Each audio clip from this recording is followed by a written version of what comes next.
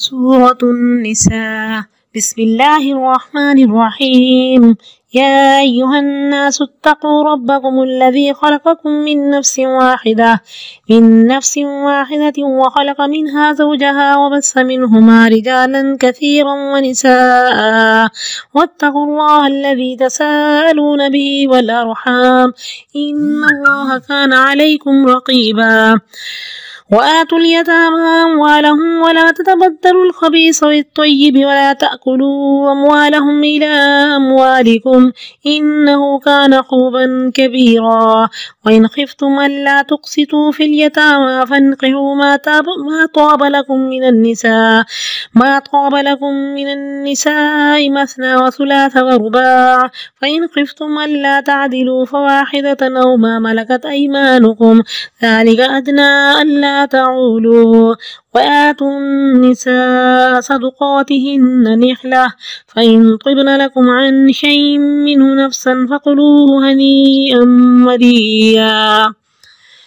ولا تؤتوا السفهاء أموالكم التي جعل الله لكم قياما وارزقوهم فيها واكسوهم وقولوا لهم قولا معروفا.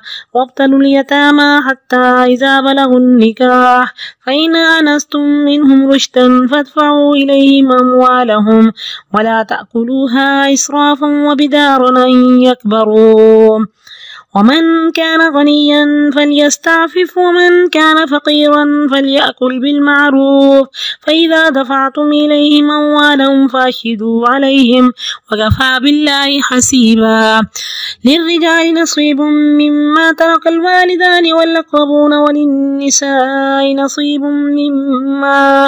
مما ترك الوالدان والأقربون مما قل منه أو كثر نصيبا مفروضا. وإذا حضر القسمة أولو القربى واليتامى والمساكين فارزقوهم منه وقولوا لهم قولا معروفا.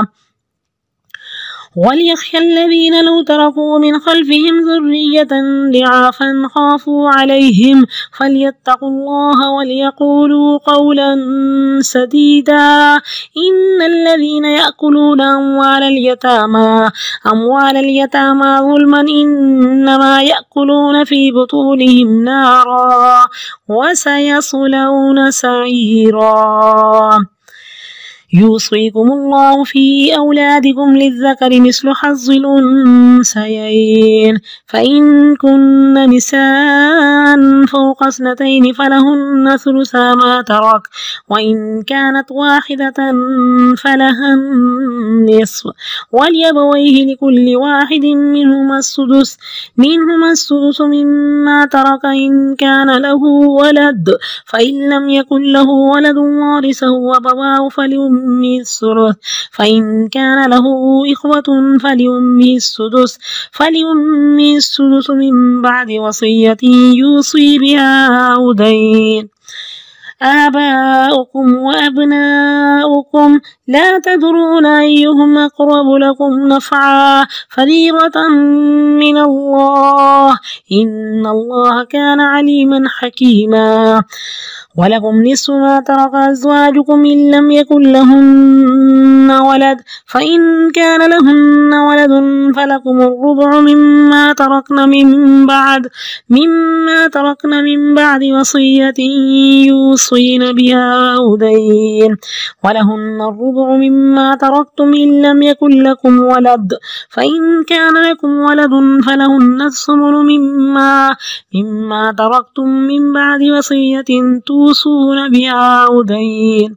وإن كان رجل يورث كلالة أو امرأة وله أخ أو أخت فلكل واحد منهما السدس، فإن كانوا أكثر من ذلك فهم شركاء في الثلث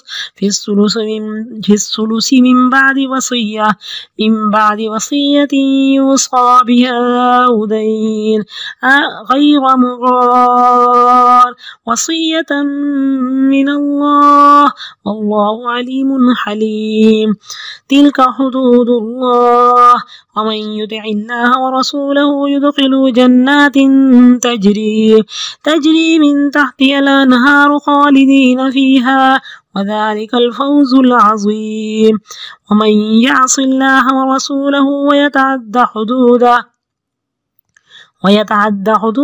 يدخله نارا خالدا فيها وله عذاب مهين واللاتي يأتين الفاحشة من نسائكم فاستشهدوا عليهن 4 منكم فإن شهدوا فامسكوهن في البيوت حتى يتوفاهن الموت أو يجعل الله لهن سبيلا واللذان يأتيانها منكم فآذوهما فإن تابا وأصلحا فعارضوا عنهما إن الله كان توابا رحيما إنما التوبة على الله للذين يعملون السوء بجهالة ثم يتوبون من قريب فأولئك يتوب الله عليهم وكان الله عليما حكيما وليست التوبة للذين يعملون السيئات حتى إذا حضر أحدهم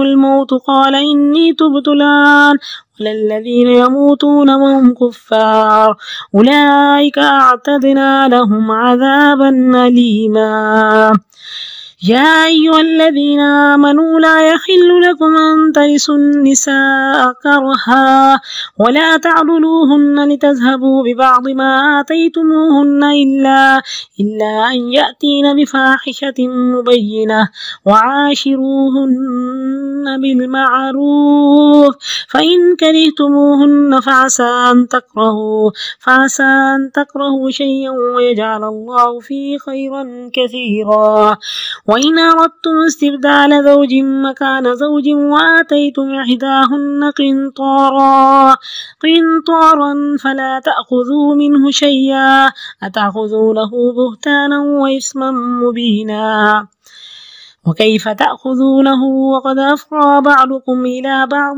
وأخذن منكم ميثاقا غليظا ولا تنكحوا ما نكح آباؤكم من النساء إلا ما قد سلف إنه كان فاحشة ومقتا وساء سبيلا حرمت عليكم أمهاتكم وبناتكم وأخواتكم وعماتكم وخالاتكم وبنات الأخ وبنات الأخت وأمهاتكم اللاتي يرضعنكم وأخواتكم من الرضاعة وأمهات نسائكم وربائبكم اللاتي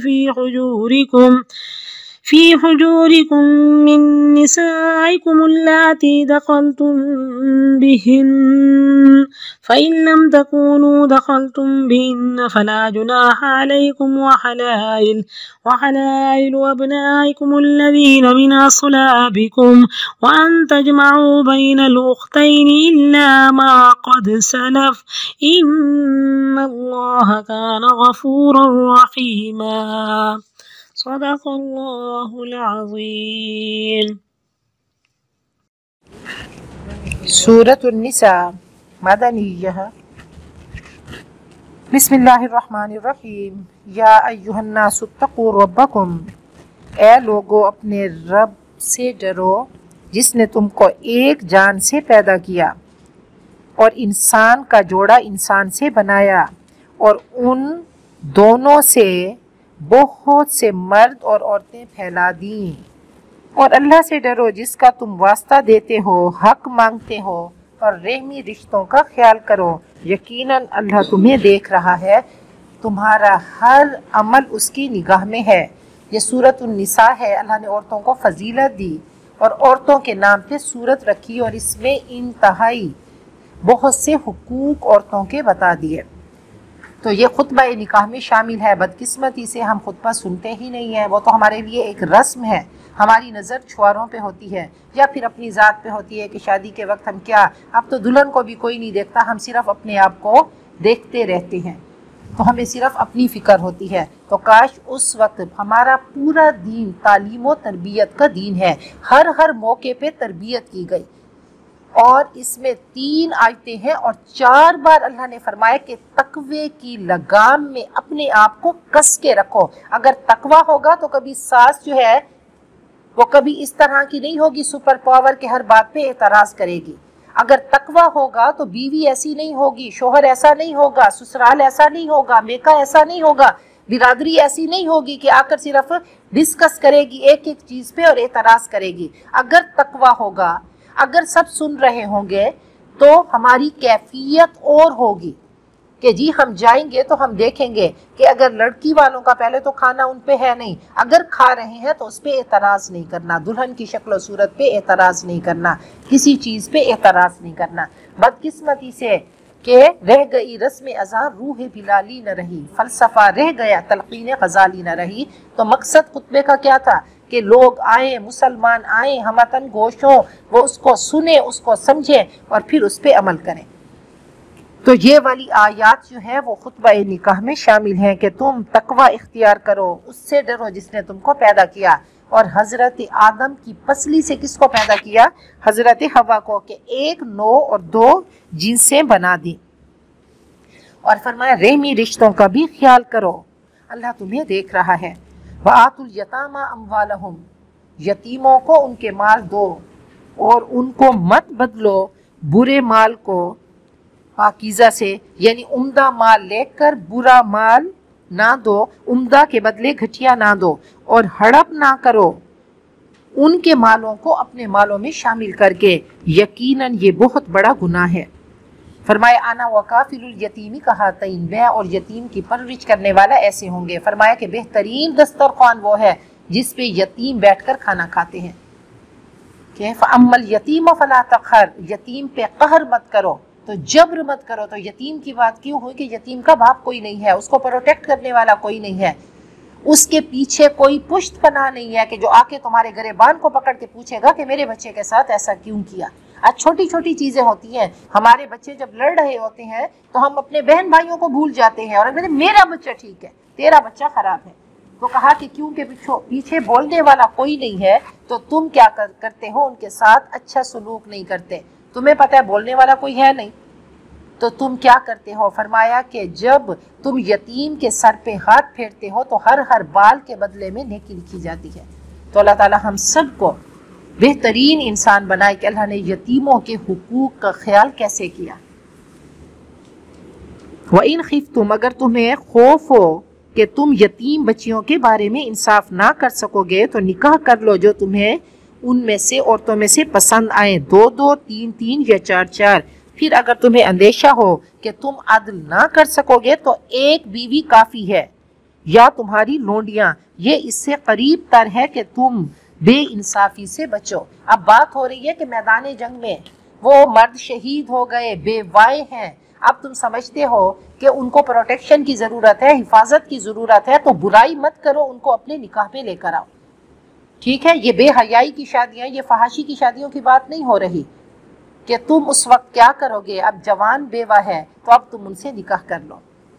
تو فرمایا 2 3 4، اس سے زیادہ نہیں. یہ نہیں کہ وہ بس شادیاں کرتے رہو اور چھوڑتے رہو. اور پھر کہا کہ اگر انصاف نہیں کر سکتے، کیسی خوبصورت آیت ہے کہ عدل نہیں کر سکتے تو پھر کبھی مت کرنا. پھر کیا ہوگا؟ فرمایا کل معلقہ، تم ایسے آؤ گے اللہ کی بارگاہ میں کہ تمہاری ایک سائیڈ کیا ہوگی؟ جھکی ہوگی، تم فالج زدہ ہو کے آؤ گے اگر انصاف نہیں کرو گے. ایسی کڑی شرط ہے کہ ہر مرد دوسرا نکاح کرتے ہوئے 100 دفعہ سوچتا ہے کہ ویسا گھر، ویسی کار، ویسا پروٹوکول، ویسی اس کی ماننا تو بہت مشکل ہو جاتا ہے. تو بہرحال بہت ہی کڑی شرط ہے انصاف کرنے کی. آج کے دور میں تو دیکھ لیں، دوسرا نکاح ہوا، وہ عشق کی شادی، پہلی بیوی کو پوچھا ہی نہیں اور دھکے مار کے اپنی بیوی اور بچوں کو گھر سے نکال دیا. تو یہ والی چیز نہیں ہے. تو مرد جب یہ کہتے ہیں نا 4 شادیاں، تو شادیوں میں انصاف پہلے ہے. وَآتُوا النِّسَاءَ صَدُقَاتِهِنَّ نِحْلًا، عورتوں کو ان کے مہر خوش دلی سے دو، اگر وہ خود اپنی رضامندی سے اس میں سے کوئی چیز تمہیں چھوڑ دیں، خوشی سے معاف کر دیں، تو اس کو مزے سے، شوق سے خوش ہو کر کھاؤ. کیسا پیارا دین ہے. پہلے مہر کی شرط لگائی کہ مہر کے بغیر نکاح نہیں ہوگا. اور کہا کہ اپنی حیثیت کے مطابق دو۔ اب بیوی میاں بیوی کی محبت ہو گئی، وہ پھر نبی اکرم صلی اللہ علیہ وسلم کو ذہن میں لے کر آئیے، مکہ کی سرزمین پہ پہنچیے، دیکھیے کہ یہ ہمارے لیے رول ماڈل ہیں کہ نبی اکرم صلی اللہ علیہ وسلم دنیاوی اعتبار سے آپ کے پاس کچھ نہیں تھا، حضرت خدیجہ مالدار عورت تھی، ایک دن آپ کو دکھی دیکھا تو سارا مال آپ کے قدموں میں رکھ دیا، آپ نے سب غریبوں میں خرچ کر دیا۔ تو اب کیا ہے کہ جی اگر بیوی خرچ کرنا چاہے تو حضرت خدیجہ کی سنت کو زندہ کر سکتی ہے اگر بیوی مالدار ہے، تو یہ نہیں یہ تو مرد کا حق ہے۔ تو اگر مرد بیچارے کے پاس کچھ نہیں ہے، اب اس نے حق مار دے دیا، اب اس کے پاس اس کا کاروبار ختم ہو گیا، تباہ ہو گیا، اگر عورت سپورٹ کرتی ہے، حق مار معاف کر دیتی ہے، تو فرمایا یہ بھی ٹھیک ہے۔ وَلَا تُؤْتُوا السُّفَهَاءَ أَمْوَالَكُمْ، اور بے وقوفوں کو ان کے مال مت دو، ان کے حوالے نہ کرو جو اللہ نے تمہارے لیے قیام زندگی کا سہارا بنا دیا، انہیں اس مال سے کھلاؤ پہناؤ اور ان کے لیے عمدہ طریقے سے بات کرو۔ اب دیکھیں کہ ولی ہے، باپ شہید ہو گیا، باپ چلا گیا دنیا سے، تو بچہ چھوٹا ہے، اب یہ اتنا بھی نہ کرو کہ نہیں ہم اس کے مال کا خیال نہیں کر سکتے، ہم نے اس بچے کو دے دیا، بچے کا ذہن امیچیور ہوگا تو وہ کیا کرے گا، مال کو خراب کر دے گا۔ تو کہا نہیں، تم ولی ہو، تم سمجھدار ہو۔ پھر اللہ تعالیٰ نے آگے فرمایا کہ اپنے آپ کو اس ترازو میں رکھ کے دیکھو، ہو سکتا تھا کہ تم دنیا سے چلے جاتے، تم بچے چھوڑ جاتے اور تمہارے بچوں کے ساتھ دوسرا کیسے سلوک کرتا، تو اس چیز کو لے کر چلو۔ تو سب سے بڑی چیز یہی ہے کہ اپنے آپ کو اس ترازو میں رکھ کے دیکھیں کہ اگر میں چلا جاتا، میں چلی جاتی، میرے بچے ہوتے اور ان کا کوئی گارڈین ہوتا، ولی ہوتا، ان کے ساتھ کیسا سلوک کرتا۔ وَابْتَلُوا الْيَتَامَ، یتیموں کو آزماتے رہو حتیٰ کہ وہ نکاح کے قابل عمر کو پہنچ جائیں، اگر تم ان میں اب علمی اور ذہنی صلاحیت دیکھو تو ان کے مال ان کے حوالے کر دو۔ اب یہ نہیں کہ اب وہ میچیور ہو گئے ہیں تو اب کیا کرنا ہے، ان کے مال ان کے حوالے کر دو، اور ان کے مال کو اسراف سے اور جلد بازی کرتے ہوئے مت کھاؤ کہ بڑے ہو کر وہ حق کا مطالبہ کریں گے تو پہلے ہی سارا کچھ ہڑپ کر جائیں۔ اور جو مالدار ہے تو پرہیزگاری سے کام لے، چچا ہے یا کوئی بھی گارڈین ہے تو یتیم سے پیسہ نہ لے، تو گھر میں کھلا پلا دے تو اللہ اس کو اجر دے گا، اور جو محتاج ہے تو اس کو مناسب حد تک معاوضہ لینا چاہیے۔ اب چچا یا کوئی بھی گارڈین بیچارہ اتنا غریب ہے کہ اپنے بچوں کو کھلانے کے لیے کچھ نہیں ہے، تو اب یہ ہے کہ اس کے مال میں سے کچھ لے گا تاکہ ان بچوں کو کھلا سکے۔ تو جب تم ان کو ان کے مال حوالے کر دو تو ان پر گواہ بناؤ۔ پھر یہ نہیں کہ بچے کہیں کہ نہیں جی ہمارا چچا کھا گیا، ہمارا گارڈین کھا گیا، تو کیا کرنا ہے، اب گواہ بنانا ہے، اور اللہ حساب لینے والا کافی ہے۔ للرجال نصیب، ان مردوں کے لیے حصہ ہے جو والدین اور قرابت دار چھوڑ کر جاتے ہیں، اور عورتوں کے لیے حصہ ہے اس سے جو ماں باپ اور رشتہ داروں نے چھوڑا، خواہ تھوڑا ہو یا زیادہ۔ یہ حصہ کیا ہے، مقرر کیا ہوا، اللہ نے مقرر کر کے دے دیا۔ اور جب تقسیم کے وقت کنبے کے لوگ، یتیم اور مسکین حاضر ہوں تو ان کو بھی اس میں سے اپنے حصے میں سے کچھ کھلا دو، اور ان کے لیے بھلی بات کہو، عمدہ طریقے سے بات کرو۔ اب وراثت کی تقسیم کے وقت اگر کچھ رشتہ دار آپ کے یا یتیم یا غریب لوگ آ گئے تو آپ کیا کریں، کچھ کھلا کے ان کو بھی، وہ دیکھ رہے ہیں کہ اتنا مال تقسیم ہو رہا ہے، تو اس آیت کو اللہ تعالیٰ کے ساتھ کر دیں۔ لوگ پوچھتے ہیں نا تو ایصال ثواب کی نیت سے کہ جی چلو اپنے آپ کو تو ثواب ملے گا، فائدہ ہوگا اگر آپ کسی کو کھلا دیں گے۔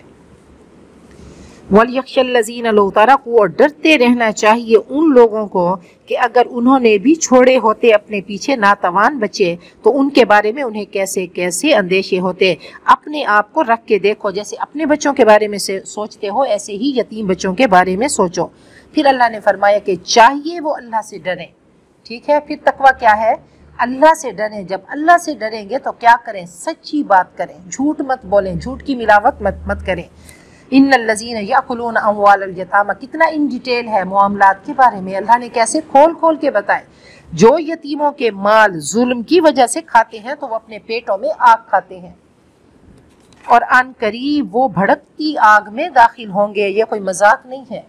پھر اللہ تعالیٰ نے پورا قانون وراثت ہمیں بتا دیا، اللہ نے ایک رکوع میں بتا دیا۔ اللہ نے فرمایا یوصیکم اللہ فی اولادکم، اللہ تمہاری اولاد کے بارے میں تمہیں ہدایت کرتا ہے، نصیحت کرتا ہے، وصیت کرتا ہے۔ یہ ایک ذمہ داری ہے، اور اللہ نے یہ اپنے ہاتھ میں لی، کہا میں نے تمہیں قانون بنا دیا، یہ میرا کانسٹیٹیوشن ہے، یہ میرا آرڈر ہے، یہ میری انسٹرکشنز ہیں، اگر اس کو فالو کرو گے تو جنت میں جاؤ گے، اگر نہیں کرو گے تو جہنم میں جاؤ گے۔ کہ لڑکے کے لیے حصہ ہے 2 بیٹیوں کے برابر، اگر 2 بیٹیاں ہوں، 2 سے زائد بیٹیاں ہوں تو ان کے لیے ترکے کا 2/3 ہے، 2 سے زیادہ 2 یا 2 سے زیادہ جتنی بھی بیٹیاں ہوں تو جو چھوڑ کے جائیں گے تو 2/3 2/3 ملے گا، اور اگر ایک بیٹی ہو تو وہ آدھا لے جائے گی۔ ولی ابویہ، اور میت کے والدین میں سے ہر ایک کے لیے ترکے کا 6واں حصہ ہے، جو اس نے چھوڑا، مرنے والے نے چھوڑا۔ اگر میت کی اولاد ہو، اگر بیٹا یا بیٹی ہے تو ماں باپ کے لیے یہ مقرر ہے، یہ ذویل فروض ہیں، ذویل فروض اولاد، والدین اور شوہر اور بیوی، ان کے حصے مقرر ہیں۔ اگر اولاد نہ ہو اور والدین اس کے وارث ہوں تو ماں کو 3واں حصہ ملے گا 1/3، اور باقی حصہ باپ لے جائے گا اگر اولاد نہ ہو۔ اگر اس کے بہن بھائی ہوں تو ماں کو 6واں حصہ ملے گا وصیت کے بعد، کہ وصیت پوری کر دی جائے یا قرض ادا کرنے کے بعد وراثت تقسیم ہوگی۔ تمہارے باپ اور تمہاری اولاد تمہیں نہیں معلوم فائدے کے لحاظ سے ان میں کون زیادہ قریب ہے، یہ مقرر کیا ہوا اللہ کی طرف سے فریضہ ہے، اللہ جاننے والا حکمت والا ہے۔ یہ ایسی خوبصورت آیت ہے، کبھی میں دیکھتی ہوں کہ بہت مالدار اپنے مال سے فائدہ نہیں اٹھا سکتے اور وہ اولاد نہیں ہوتی، یا کچھ ایسا ہوتا ہے کہ دور کے رشتہ دار ان کے مال سے فائدہ اٹھاتے ہیں، تو میں کہتی ہوں کہ دیکھیں میرے رب نے پہلے ہی بتا دیا، تمہیں نہیں پتا مال تم کماؤ گے، تمہارا حصہ کون کھائے گا تمہیں نہیں پتا، آدھا وہ لے جائے گی اور باقی بہن بھائی لے جائیں گے، بہن بھائی، پھر بھائی ڈبل اور بہن ایک حصہ، اس طرح سے ہے۔ وَلَكُمْ نِصْفُ، اور تمہارے لیے آدھا ہے جو تمہاری بیویوں نے چھوڑا، اگر وہ بے اولاد ہوں، اگر بیویوں کی اولاد نہ ہو تو شوہر آدھا حصہ، مال کا آدھا حصہ لے جائے گا، اگر ان کی اولاد ہو یعنی عورتوں کی اولاد ہو تو مردوں کو 4واں حصہ ملے گا، اس سے جو عورتیں چھوڑ کر گئیں وصیت کے بعد، وصیت پوری کی جائے یا قرض ادا کیا جائے۔ تو یہ ترتیب تھوڑی سی نبی اکرم صلی اللہ علیہ وسلم نے بتائی کہ پہلے قرض اتارا جائے گا، پہلے قرض، پھر وصیت اور پھر وراثت تقسیم ہوگی۔ وَلَهُنَّ، اور تمہارے ترکے میں 1/4 کی حقدار ہوں گی تمہاری بیویاں اگر تم بے اولاد ہو۔ اگر تمہاری اولاد ہے تو تمہاری بیویوں کو 8واں حصہ ملے گا جو تم نے چھوڑا وصیت کے بعد، جو تم وصیت کرتے ہو یا قرض ادا کرنے کے بعد۔ اور اگر کوئی مرد ایسا ہے جو کہ کلالہ ہے، نہ والدین ہے اور نہ ہی اولاد، اس کی وراثت جو تقسیم کی جائے گی، یا کوئی عورت کلالہ ہو اور اس کے بہن اور اس کا بھائی اور بہن ہو تو ہر ایک کو 6واں حصہ ملے گا۔ اگر وہ اس سے زیادہ ہوں تو وہ کل 1/3 میں شریک ہوں گے وصیت کے بعد، وصیت کی جائے اور قرض ادا کر دیا جائے، یہ ضرر رسا نہ ہو، یہ اللہ کی طرف سے حکم ہے اور اللہ جاننے والا بردبار ہے۔ یہ بہت ہی خوبصورت سبجیکٹ ہے اور ہم سب کی میراث ہے مرنے کے بعد، تو اللہ کا جیسے حکم ہے تو اس کے حساب سے، اس کے اکارڈنگ اگر کی جائے گی تو انشاءاللہ جنت میں جائیں گے۔ یہ جو وصیت کا باری باری ذکر آ رہا ہے، جنرلی میں نے دیکھا ہے کہ لوگ کہتے ہیں وصیت کی تو کوئی ویلیو ہی نہیں، دیکھیں بات سنیں کہ آپ وصیت کر سکتے ہیں، ضروری نہیں ہے کہ آپ وصیت کریں۔ اگر آپ چاہتے ہیں اپنی کسی پوتے کو، پوتی کو، نواسے کو، نواسی کو، کسی بہن کو، بھائی کو، یا کسی ٹرسٹ میں، مسجد میں کسی کو دینا، تو 1/3 سے زیادہ آپ کو اختیار نہیں ہے، بس اس سے زیادہ ہے ہی نہیں، اس سے زیادہ ہے ہی نہیں۔ ہاں تو بہن بھائی نے کہا جی اس کی تو کوئی ویلیو نہیں، ہم شریعت کے حساب سے نہ، بالکل، لیکن یہ دیکھ لیں کہ خدا نہ خواستہ جیسے کسی نے وصیت کی، اب اتنا کم مال ہے کہ اپنے اس کے بچے غریب ہیں۔ حضرت سعد بن ابی وقاص آئے نبی اکرم صلی اللہ علیہ وسلم کے پاس اور فرمانے لگے، وہ مرض الموت میں تھے، آپ ان کی عیادت کو گئے تو انہوں نے فرمایا میں اپنا پورا مال اللہ کی راہ میں خرچ کرتا ہوں، صدقہ کرتا ہوں۔ آپ نے فرمایا نو نہیں، انہوں نے کہا فشطر، آدھا، فرمایا نہیں، کہا 1/3، تو آپ نے کہا 1/3 بھی بہت ہے، اور فرمایا کہ یہ بہتر ہے کہ تم اپنے ورثاء کو دے کر جاؤ، ایسا نہ ہو کہ تمہارے ورثاء بعد میں بھیک مانگتے پھریں۔ تو یہ والی چیز بھی ہے نا، اگر ایسا کوئی ہے کہ جی اس نے ایسی کوئی اگر وصیت کی ہے وہ ظلم کی ہے تو پھر اس پہ عمل نہیں کرنا چاہیے کہ بچے بیچارے انتہائی غریب مفلس ہیں اور باپ جو ہے اس نے وصیت کر دی کہ جی وہ کچھ کر دیں۔ اب تو وہ بد نصیبی بھی ہے کہ اولاد سے ناراض ہو گئے اور پھر کسی کو دے کر چلے گئے، تو ایسا نہیں ہے جائز، یہ عبادت نہیں ہے، یہ حکم نہیں ہے۔ بظاہر تو اچھا کام کیا، مسجد بنوائی، ٹرسٹ کھولا، لیکن نہیں، اللہ نے اختیار نہیں دیا 1/3 سے زیادہ، اب بچوں کا حق ہے۔ تو فرمایا تلک حدود اللہ، یہ اللہ کی حدیں ہیں، یہ اللہ کی باؤنڈری لائن ہے، جو اللہ رسول کی مانے گا جنتوں میں جائے گا، جس کے نیچے نہریں بہتی ہوں گی، ہمیشہ اس میں رہے گا، اور یہی بڑی کامیابی ہے۔ اور جو اللہ اور اس کے رسول کی نافرمانی کرے گا، اس کی حدود سے تجاوز کرے گا، تو وہ جہنم میں داخل ہوگا، اس میں ہمیشہ رہے گا، اور اس کے لیے رسوا کن عذاب ہے۔ واللاتی یاتین الفاحشۃ من نسائکم، اور وہ عورتیں جو تمہاری بیویوں میں سے بدکاری کا ارتکاب کریں تو ان پر 4 مسلمان مرد گواہ بناؤ، اگر وہ گواہی دیں تو ان کو گھروں میں روک کے رکھو حتیٰ کہ ان پر موت آ جائے یا اللہ ان کے لیے کوئی راستہ کر دے۔ واللذان یاتیانہا منکم، اور وہ جو اس گناہ کا ارتکاب کریں تو ان کو ایذا دو۔ بہرحال یہ بات ہو رہی ہے ابتدائی سزا کی بات میں منسوخ ہو گیا کہ اگر کوئی عورت بے حیائی کرتی ہے تو 4 گواہ لے کر آؤ، پھر ان کو روک کے رکھو، یہ منسوخ آیت ہے۔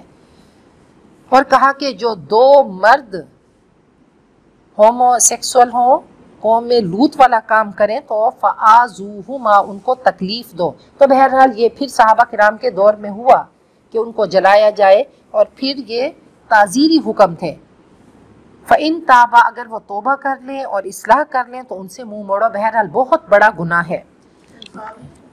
جی نہیں، سنسار تو وہ زنا کرنے والے کو، اگر کوئی مرد کسی مرد کے ساتھ برائی کرتا ہے یا عورت کسی عورت کے ساتھ کرتی ہے تو اس کے لیے پھر الگ سے حکم ہے، ان کو جلا دو۔ بہرحال بہت ہی سنگین اس کے بارے میں احکام ہیں، تو عدالت اگر شرعی ہوگی تو وہ فیصلہ کرے گی۔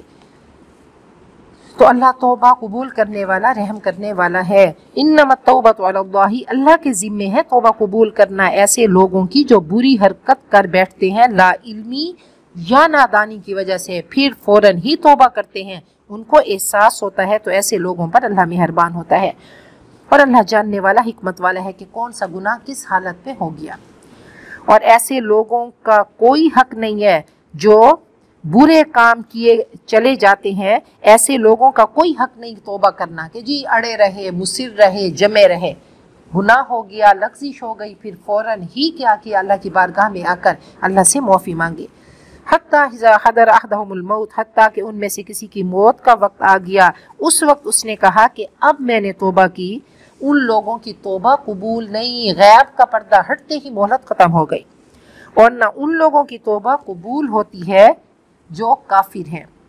ایسے لوگوں کے لیے تو ہم نے دردناک عذاب تیار کر رکھا ہے۔ یا ایھا الذین آمنوا، اے ایمان والو، تمہارے لیے جائز نہیں کہ تم عورتوں کے جبراً وارث بن بیٹھو، اور ان کے مال میں رکاوٹ مت ڈالو، ان کو زچ مت کرو، ان کو مت مجبور کرو، مت روکو کہ اس کا کچھ حصہ جو تم نے ان کو دیا کہ تم لے جاؤ۔ اب ایسا ہوا کہ عورت کو حق باہر دے دیا، اب اکثر مرد کرتے ہیں نا ظلم کی وجہ سے، یا تو طلاق ہو گئی تو اس سے جبری وصول کرتے ہیں، تو کہا نہیں تم اب نہیں لے سکتے، جو تم نے دے دیا وہ دے دیا۔ ہاں یہ کہ صریح بد چلنی کی مرتکب ہوں، اور وعاشروہن بالمعروف، ان عورتوں کے ساتھ بہترین طریقے سے زندگی بسر کرو۔ تو بار بار مردوں کو کہا، عاشروہن میں بیویاں بھی ہیں، خیرکم خیرکم لأہلی کا جو آپ نے وعدہ کیا تو بہترین معاشرت کر کے دکھائی، بیٹیاں بھی ہیں، اس میں ماں بھی ہے کہ الجنت تحت اقدام الامہات، ماں کو اتنا مرتبہ دیا کہ جنت پانی ہے تو اے مردو ماں کی خدمت کر کے جنت کے مستحق بنو۔ اور فرمایا کہ بہترین ہے وہ مرد جو بیٹیوں کی یا بہنوں کی تربیت کرتا ہے، تعلیم دیتا ہے اور ان کو سنت طریقے سے ودا کرتا ہے، وہ جنت میں میرا پڑوسی ہوگا۔ تو یہ سب عورتوں کی بات ہو رہی ہے، تمام عورتوں کے حقوق کی بات ہو رہی ہے کہ ان کے ساتھ بہترین معاشرت کرو۔ फ़इन करिहतुमूहुन्ना, अगर तुम उन औरतों को नापसंद करते हो, बीवी बदसूरत है तो उसकी किसी अच्छी आदत को देख लो। हो सकता है किसी बात को तुम नापसंद करो और अल्लाह उसी में खैर कसीर रख दे। सब्र से काम लो। व इन अरदतुम, और अगर तुम चाहो बीवी की जगह किसी और बीवी को बदलना, उसको ख़त्म करके किसी और को लेकर आना, और तुमने उनमें से एक को यानी बीवी को ढेर माल दिया है तो उससे कुछ भी वापस ना लो। क्या तुम बुहतान लगाकर उससे लोगे और सरी ही जुल्म करोगे। बेकसूर बीवी पर इल्ज़ाम मत लगाओ पैसों के लिए। आप देखें कितना औरतों के राइट्स की, हुकूक की बात हो रही है। अब ये है कि तुम्हारा दिल किसी और पे आ गया, तुमने कहा मैं इस पे कोई मैं एलिगेशन इल्ज़ाम लगा दूं, ये बदचलन थी तो मैंने इसको तलाक दे दी। कहा ऐसा नहीं करो। हज़रत उमर के दौर को देखते हैं कैसे ये लोग सरापा कुरान थे। आपने फरमाया कि औरतें बहुत सर चढ़ गई हैं। नबी अकरम सल्लल्लाहु अलैहि वसल्लम ने बहुत ही शफकत का मामला किया हुआ था, तो फरमाया कि ये बहुत मुतालबा करती हैं हक महर का, तो इनका हक महर कम होना चाहिए। अभी वो तकरीर कर ही रहे थे, खुतबा दे रहे थे कि एक औरत खड़ी हो गई और कहने लगी कि ए उमर, आप कौन होते हैं अल्लाह के कानून में, अल्लाह के हुक्म में आप रद्दो बदल करने वाले। मेरे रब ने कहा कि इहदाहुन्ना किंतारन, अगर तुमने किसी को किंतार ढेरों माल को कहते हैं कि अगर तुमने, जब अल्लाह ने हद नहीं लगाई कि औरत का हक महर कितना होना चाहिए, तो हक महर के बारे में किंतारा कहा कि तुमने बहुत माल दे दिया, तो आप कैसे हो सकते हैं। तो फौरन हजरत उमर ने सर झुकाया और कहा असौबत इमरातुन व उमरु अख्ता, कि औरत ठीक कह रही है और मैं गलत हूँ। और कहा कि नहीं, इस कानून में तरमीम नहीं होगी कि जो जितना हक महर देना चाहे अपनी खुशी से, अपनी हैसियत के मुताबिक, तो ना अपनी हैसियत के मुताबिक, अपनी हैसियत के मुताबिक। अब क्या है कि ना ये सब फ्रॉड है, सब फ्रॉड है। ये दीन में मिलावट है, दीन में मिलावट। हम आज दुनिया में हर चीज़ ब्रांडेड चाहते हैं कि नहीं। मैं तो चाहती हूँ कि हर चीज़ अच्छी खूबसूरत हो, नकली ना हो। तो मैं आर्टिफिशियल भी मैंने कभी नहीं पहना कि मैं वो कहती हूँ कि नहीं, अगर अल्लाह ने आपको दिया तो सोना पहने। तो बहरहाल अल्लाह करे कि दीन में भी मिलावट नहीं करें, दीन में भी मिलावट नहीं हो। तो ये सब मिलावट वाली बातें हैं कि जी 32 रुपए, ये तो औरत की तजलील है। हाँ बिल्कुल, तजलील है ना औरत की, कि आप उसका यही उसको दे रहे हैं। मर्द को अल्लाह ने कव्वाम बनाया, इंशाल्लाह आगे आएगा। और महर को सिद्दाक कहा कि क्या है, ये सच्चाई का इजहार है कि तुम एक औरत को अपने निकाह में लेकर आ रहे हो, तुम कव्वाम हो, तुम उसकी कीमत दे रहे हो, कीमत लगा रहे हो, अपनी हैसियत के मुताबिक एक औरत को इज्जत दे रहे हो। बिल्कुल बिल्कुल उस सादा दौर में, जबकि आपके पास कुछ नहीं था। वकैफ़ तअख़ुज़ूनहु, और कैसे तुम उसको ले सकते हो, हक महर वापस कैसे ले सकते हो, जबकि तुम एक दूसरे से लुत्फ़ अंदोज हो चुके हो और वो औरतें तुमसे पुख्ता अहद ले चुकी हैं। आगे अल्लाह ने फरमाया कि मुहर्रमात क्या हैं। मत निकाह करो मा नकह आबाउकुम मिनन निसा, जिन औरतों से तुम्हारे बापों ने निकाह किया, यानी सौतेली माँ से निकाह नहीं कर सकते, मगर जो पहले हो चुका सो हो चुका। यकीनन ये बेहयाई की बात है और इंतहाई नापसंदीदा और बुरा चलन है। पहले विरासत का कोई कानून नहीं था। ऐसा होता कि मरने के बाद अब 20-20, 40-40 बीवियां होती तो कोई कानून तो था नहीं, उजड़ गंवार लोग थे, लाकानूनियत थी, लादीनियत थी। तो क्या था कि वो इतनी बीवियां, बड़ा बेटा वारिस होता, वो कहते जो जंग करेगा वही वारिस होगा। और औरतों की हैसियत क्या होती, भेड़ बकरियों की तरह, जानवरों की तरह। वो चाहता तो उनसे निकाह कर लेता, ना चाहता तो उनको ऐसे ही बेचारियों को फारिग कर देता, घर से निकाल देता और भेड़ बकरियों जैसा सुलूक करता। तो अल्लाह ने फरमाया नहीं, जिस औरत से निकाह किया है अब हक महर में भी उसका हिस्सा है और विरासत में भी उसको प्रॉपर हिस्सा मिलेगा। और कहा कि तुम सौतेली माँ से निकाह नहीं कर सकते। फिर आगे फरमाया हुर्रिमत अलैकुम उम्महातुकुम, जो औरतें तुम पर हराम हैं वो तुम्हारी माएँ हैं। अब माओं की माएँ भी देख लें, नानी, दादी, पर नानियाँ, पर दादियाँ, ये सब आ जाती हैं। वह बनातुकुम, और तुम्हारी बेटियों में पोतियाँ, नवासियाँ और औलाद की बेटियाँ भी। वह अखवातुकुम, और तुम्हारी बहनें, चाहे वो ऐनी हैं, इल्लाती हैं, अफियाफी हैं, सब बहनें। वह अम्मातुकुम, और तुम्हारी फूफियाँ और तुम्हारी खालाएँ, सगी हों या सौतेली, सब। और ऐसे ही भतीजियाँ, भांजियाँ, सगी, सौतेली, सब। اور تمہاری وہ مائیں جنہوں نے تم کو دودھ پلایا، اور تمہاری دودھ شریک بہنیں، اور تمہاری ساسیں، اور تمہاری بیویوں کی لڑکیاں بیٹیاں جو پہلے شوہروں سے ہیں، جو جنہوں نے تمہاری گود میں پرورش پائی۔ وہ ربائبہ وہ جس سے نکاح کیا اس کی پہلے بیٹیاں تھیں، اور اب اس مرد کے نکاح میں آئی تو وہ اپنی بیٹیاں لے کر آئی۔